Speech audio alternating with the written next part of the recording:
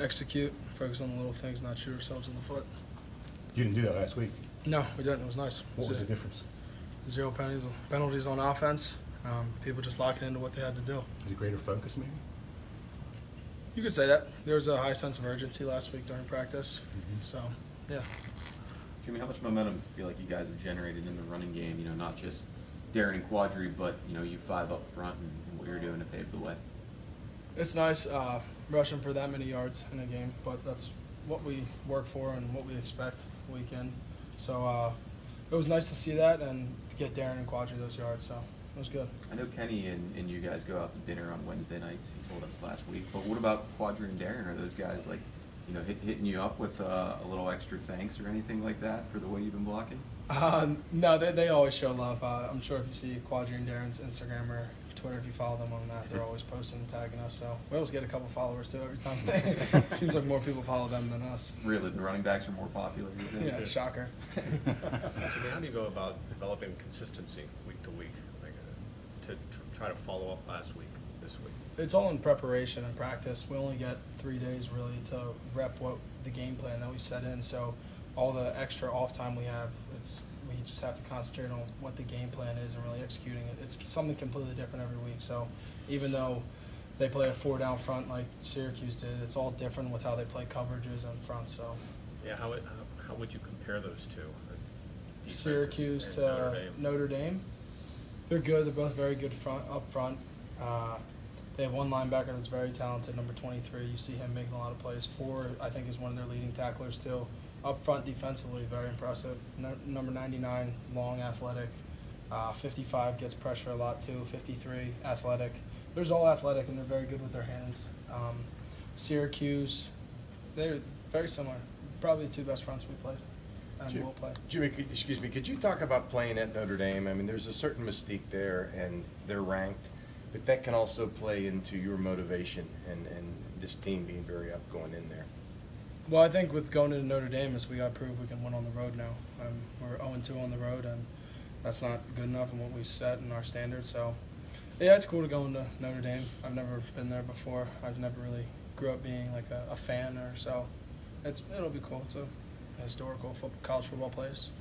Are you aware at all of like the rivalry between Pitt and Notre Dame? It's not like Penn State really, but it's like a lot of close games in the past, century or so. Yeah, I saw the Tyler Palco video. I've seen that. That's pretty funny.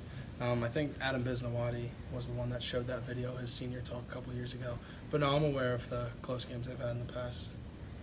You know anybody on that roster, Jimmy, from high school or anything like that? No, I don't believe so. I know that there's some Pittsburgh kids on there, right? Yeah. Yeah. No, I don't know anybody personally. I knew there used to be Will Fuller. He was a Philly Catholic kid, a receiver. McGlinchey was a Philadelphia area kid. I don't know him personally. But no, I don't know anybody personally on the team. I'm not saying you would pull with Tyler Palco if you won the game, but you would probably be pretty pumped if you could knock this team off and change history. I'm pumped with every win, so yeah. I don't think I would say any of that on national television, but he was fired up. I like that a lot. That's hype. But no, I go in expecting to win, so or we wouldn't be here practicing. Jimmy, these past couple of years, you guys have found a way to pull off a top 5 upset. Is that like somewhere where Narduzzi really sort of shines as a head coach in terms of motivating guys for games like this? Narduzzi's a great motivator for any of the games. It just really comes down to what our consistency is going into playing a top 5 team versus an unranked team. It's got to stay. We have to stay consistent through the weeks. What's he do that makes him a great motivator? His team meetings. I mean, you're not allowed in the team meetings to see what he says to us, but he's. I'm not. Yeah, I'm just saying. Why not? He's a great communicator with the team. He's honest with guys, and on the practice field, he doesn't let things fly that aren't acceptable. Is there any sense, you already had a couple chances for that big upset against Penn State and Central Florida, and those games weren't even really close? Is there a sense that you at least want to put up a better fight this time around? Yeah, I definitely didn't want to have the result for either of those games. I fully intend on putting up a fight and beating these guys. So, yeah, I don't ever intend on losing. That's not a guarantee, is it? What? That you're going to beat these guys? No, not a guarantee at all, but it's the plan. We had talked about some of those upsets in previous years. I mean, how do you guys as a team sort of view those? Do you embrace that sort of label of being giant killers or being a team that can just unexpectedly pull out these kind of high-profile wins? No, I don't want to be known as a giant killer. I want to be known as a giant. And that's why I really want to change the culture around here and get it back to what it really used to be. And I don't want to have those 3, 4, 5, 7 lost seasons ever again. So